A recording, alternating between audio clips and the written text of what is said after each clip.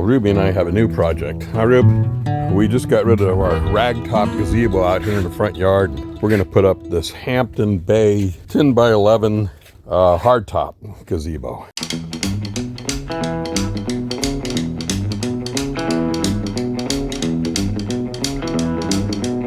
Okay, finally found the instructions. It's labeled on the outside of the box, but it's the last, almost one of the last things they, you know, for us guys that just look at pictures.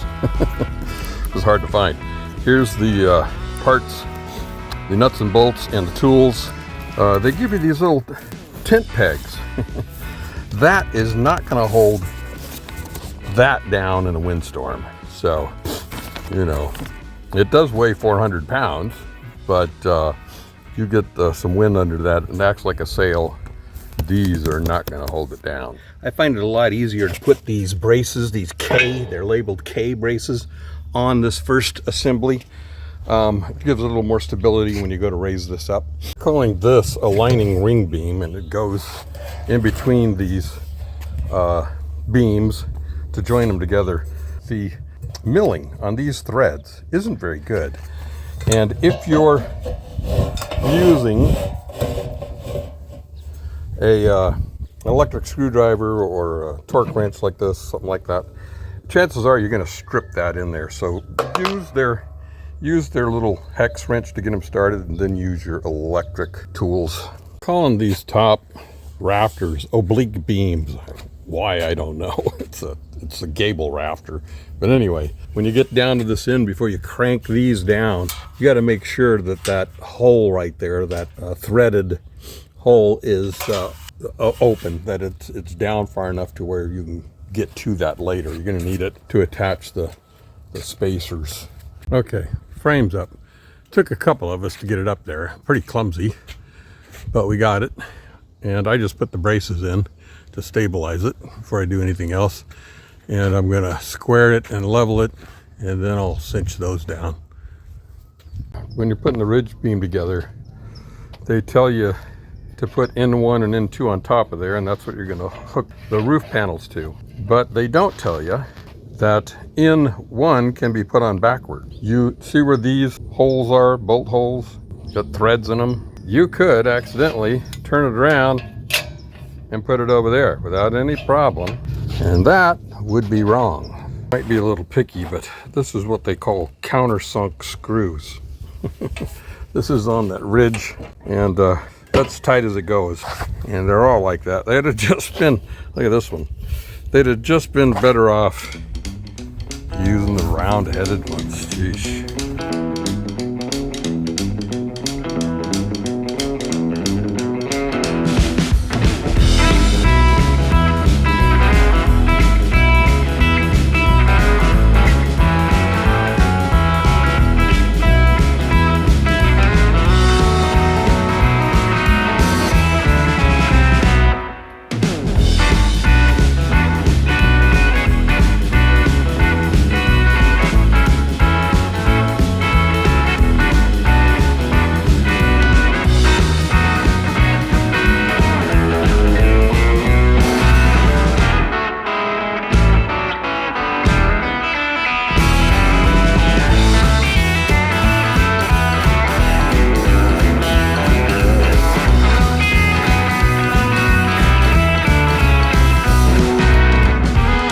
It's all cheap.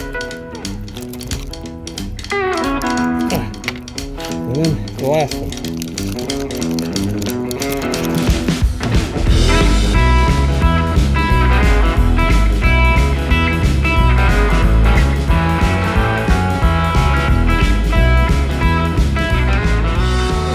It's a 420 pound, I think, something like that, gazebo.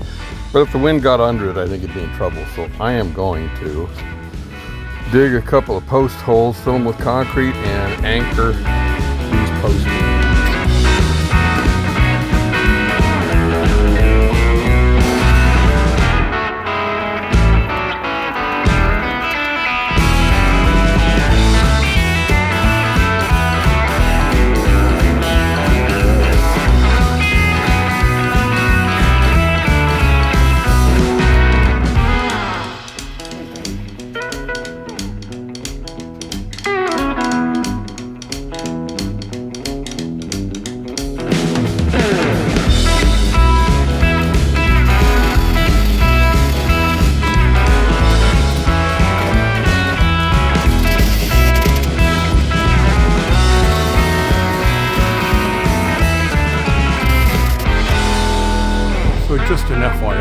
these braces up here are for squaring this, and if you don't get it square, these panels are not going to go on right.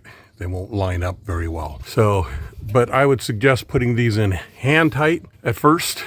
Same with these lateral braces. This is for plumbing, leveling the posts. Put them in hand tight, and then when you're ready to square it, you know, measuring diagonally from post to post, it should be the same both directions, and then leveling it, that's when you tighten these down. And I would just hand tighten these with their tool. I wouldn't use electric tools on it. That was a mistake on this. It's stripped these screws out every time I used that. So like I said, these bolts, you over tighten them just a little, they're stripped on there forever. The head's stripped right out, you can't get them done. And this is what I've got to do to get these off. Cut a big slot and use a big screwdriver.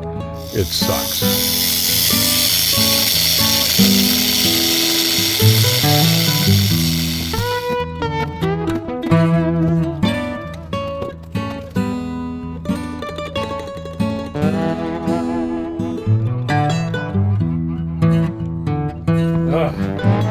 Okay, we're done. It's done.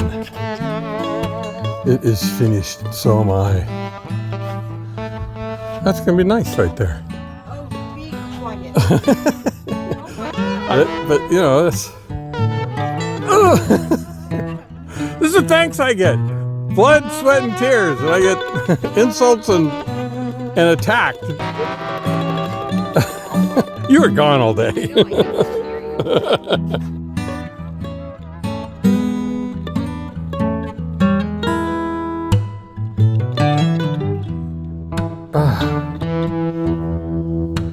Pretty nice.